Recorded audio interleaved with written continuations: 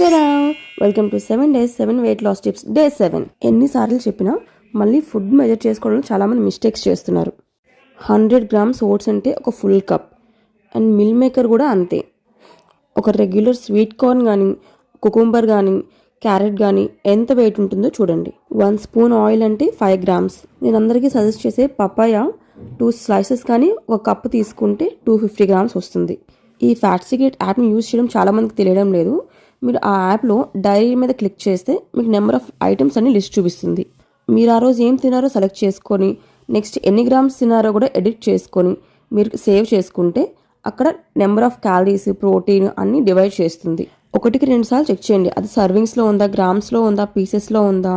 ఆ పక్కన రిపోర్ట్స్ అని కనిపిస్తుంది.